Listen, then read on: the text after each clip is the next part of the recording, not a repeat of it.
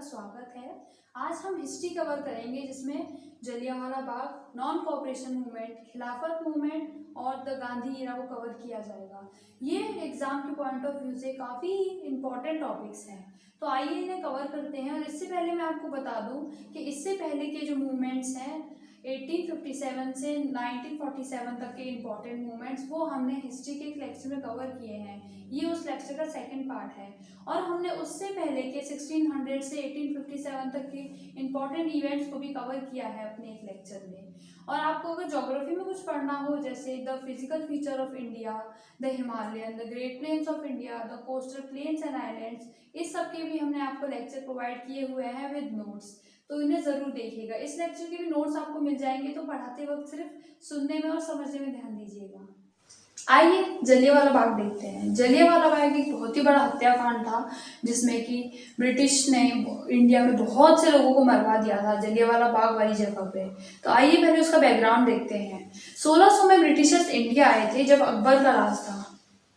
वो सिर्फ यहाँ ट्रेड के लिए आए थे। उसके बाद दो बैटल्स हुए, बैटल ऑफ प्लासी और बैटल ऑफ बक्सर। ये ब्रिटिश और इंडिया के बीच में थे, जिसमें कि ब्रिटिशर्स जीत गए थे। आधे भारत पर ब्रिटिश का कब्जा हो चुका था। उसके बाद मैसूर, जो कि भारत की बहुत बड़ी जगह थी, 1799 में जब टीपू सुल्तान का उस पर राजा था, तब ब्रिटिश ने वहाँ पे हमला किया और उस जंग में भी ब्रिटिश जीत गई और टीपू सुल्तान की मौत हो गई।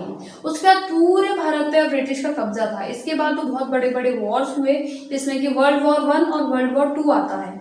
वर्ल्ड वॉर 1 में बाकी देशों ने कहा जाओ ब्रिटिशर्स और इंडिया के कुछ सैनिक लाओ, हमें सैनिकों की जरूरत पड़ रही है। ब्रिटिशर्स ने गांधी जी से कहा कि हमें भारत के कुछ सैनिक चाहिए और फिर बाद में हम बढ़ रही है। तो ब्रिटिशर्स महात्मा गांधी के पास आए और उन्होंने कहा कि हमें भारत के सैनिक दे दो और हम बाद में भारत को आज़ाद कर देंगे और भारत छोड़ के चले जाएंगे। लेकिन जब वर्ल्ड वॉर 1 खत्म हुआ तो ब्रिटिशर्स ने कहा कौन सा भारत, कौन सी आज़ादी, हमने कब कहा था। सबको गुस्सा आ गया। हाँ, उसके बाद लोग रिवॉल्यूशनरी एक्टिविटीज़ करने लगे, रिवॉल्यूशंस होने लगे, रिवॉल्ट्स होने लगे। ब्रिटिश को लगता है भारत वाले कुछ ज़्यादा आगे बढ़ रहे हैं, इनके हाथ पैर रोकने पड़ेंगे हमें। इसीलिए उन्होंने 1919 में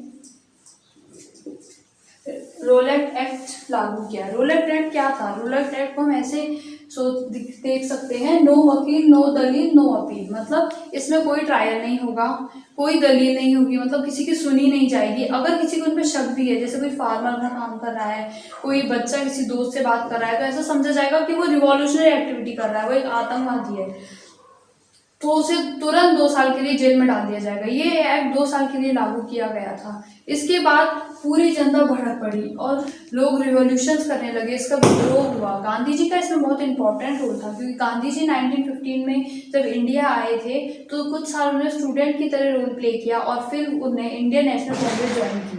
इंडियन नेशनल कांग्रेस ज्वाइन करने के बाद उन्होंने एक बात ऑब्जर्व की कि कांग्रेस जब पहले वाली थी वो कैसे मीटिंग्स करती थी। मीटिंग में आते थे, चाय पीते थे, बातें करते थे और जाते थे। तो उन्होंने उसका रुख बदल दिया। उसके बाद बातें सीरियस से स्टार्ट होने लगी और रिवोल्यूशनरी एक्टिविटीज़, प्रोटेस्ट के बारे में उन्हें काम करना शुरू किया। उसके बाद जब 12 अप्रैल आई तो 12 अप्रैल को हिंदू कॉलेज ऑफ अमृतसर में उसमें एक मीटिंग हुई और कहा गया कि हम प्रोटेस्ट करेंगे। ये बात अंग्रेज़ों को पता चल गई थी, ब्रिटिशर्स तक ये खबर किसी ने पहुंचा दी थी। और फिर 13 अप्रैल को मार्शल लॉ लागू कर दिया गया था। ये एक ऐसा लॉ है जिसमें कि इंडियन आर्मी हर जगह कर्फ्यू लगा देगी और कर्फ्यू से लोग कहीं आ जा नहीं सकते। तब गांव का एरिया था, गांव का टाइम था, तब आज की तरह व्हाट्सएप और मैसेजेस नहीं थे, फोन्स नहीं थे, तो सब लोगों को पता नहीं चल पाया। और जैसे कि बैसाखी का प्रोग्राम था तो सब लोग जलियांवाला बाग की जगह पे इकट्ठे हुए। कुछ लोगों की मंशा थी प्रोटेस्ट करने की, पर कुछ लोग या फिर बहुत सारे लोग तो सिर्फ बैसाखी का प्रोग्राम अटेंड करने के लिए वहां गए हुए थे। इस पूरे एक्शन में 2 डायर हैं। माइकल ओ डायर, जो कि वहां के लेफ्टिनेंट गवर्नर ऑफ पंजाब थे, जिसे उधम सिंह ने मारा था। ये गलतफहमी उससे हो गई थी क्योंकि इन दोनों का नाम डायर था और जिसने गोलियां चलवाई थी वो था जनरल रीजनल डायर, जो कि उस वक्त कर्नल था। जब मार्शल लॉ लगा तो सारी पावर इसके हाथ में दे दी गई। बोला जो तुम कर सकते हो वो करो, इन रेवोल्यूशंस को रोको, भारतवासियों को रोको, ये ब्रिटिश के खिलाफ ज्यादा आगे ना बढ़ पाए। तो जनरल रीजनल जो डायर था उसने क्या किया, जो एक एंट्रेंस गेट था जलियांवाला बाग का, वहां सारे सिपाहियों को खड़ा कर दिया और गोली चलवा दी। चाहे बच्चा हो, बूढ़ा हो, किसी को निकलने का टाइम नहीं दिया, कुछ भी करने का टाइम नहीं दिया। वहां पे एक कुआं था, लोग उसमें कूद गए अपनी जान बचाने के लिए और बहुत सारे लोग मरे। उसके बाद उससे जेल नहीं हुई, कुछ नहीं हुई, एक बस हंटर कमीशन बैठी जिसमें कि उसे बोला गया कि अब तुम यहाँ से जाओ, और उसे यहाँ से इंग्लैंड भेज दिया गया। वहां पे जाके उसकी बहुत तारीफ हुई। और ये केस उसके बाद उधम सिंह जब इंग्लैंड गए मारने के लिए, तो उन्होंने गलती से माइकल ओ डायर को मार दिया, जो कि उस वक्त लेफ्टिनेंट गवर्नर ऑफ पंजाब थे, जबकि असली कातिल जो था वो था जनरल रीजनर डायर। वो जलियांवाला बाग में लोग इकट्ठे क्यों होने वाले थे, प्रोटेस्ट क्यों होने वाले थे, क्योंकि हमारे जो मेन लीडर्स थे कांग्रेस के, सत्यपाल और सरफुद्दीन खिलजी, वो इन लोगों को अरेस्ट कर दिया गया। जलियांवाला बाग के बाद अगला मूवमेंट आता है हमारा जो इम्पोर्टेंट है, वो है खिलाफत मूवमेंट। खिलाफत मूवमेंट मुस्लिम लीग ने स्टार्ट किया था, जो कि अली ब्रदर्स ने स्टार्ट किया था, जो दो भाई थे, शौकत अली और मोहम्मद अली। ये 1919 में नवंबर में स्टार्ट हुआ था, जिसकी मीटिंग दिल्ली में हुई थी। खिलाफत मूवमेंट स्टार्ट होने के बाद गांधी जी को आइडिया आया कि ऐसा करते हैं कि एक ऐसा मूवमेंट स्टार्ट करते हैं जिसमें हिंदू मुस्लिम एक हो जाए और पूरा भारत एक साथ ब्रिटिशर से खिलाफ लड़े, तो ब्रिटिशर कुछ नहीं कर पाएंगे और हम जरूर जीत जाएंगे। तो गांधी जी ने एक प्रस्ताव रखा सबके आगे कि अगर हिंदू और मुस्लिम तुम एक हो जाते हो तो मैं 1 साल में तुम्हें आज़ादी दिलवा दूंगा। उसके बाद एक मूवमेंट बना जो कि था नॉन कोऑपरेशन मूवमेंट। वो 1 अगस्त 1920 को स्टार्ट हुआ था। नॉन कोऑपरेशन मूवमेंट तो खिलाफत मूवमेंट में करना क्या था, उसमें कहा गया था कि गवर्नमेंट स्कूल कॉलेजेस छोड़ दो, फॉरेन क्लॉथ पहनना छोड़ दो, खादी कपड़ा पहनो, अवार्ड्स और टाइटल जो गवर्नमेंट ने दिए उन्हें वापस करना है। इसके 2 लोग अगेंस्ट थे, मोहम्मद अली जिन्ना और बंकिम चंद्र पाल। इन दोनों ने कांग्रेस छोड़ दी, पर उससे कोई फर्क नहीं पड़ा, मूवमेंट बहुत अच्छा चला। इसके बाद हम देखेंगे इंपॉर्टेंट लोग थे जिन लोगों ने अपनी लॉ प्रैक्टिस छोड़ दी थी, और उनमें थे जवाहरलाल नेहरू, उनके पिताजी मोतीलाल नेहरू, सरदार वल्लभ भाई पटेल और राजेंद्र प्रसाद। तो ये इंपॉर्टेंट लोग थे और ये मूवमेंट था नॉन कोऑपरेशन मूवमेंट, जिसमें कि गवर्नमेंट का विरोध करना था। आइए अब अपना इन सबसे इम्पोर्टेंट पार्ट देखते हैं, जो कि है द गांधी ईरा।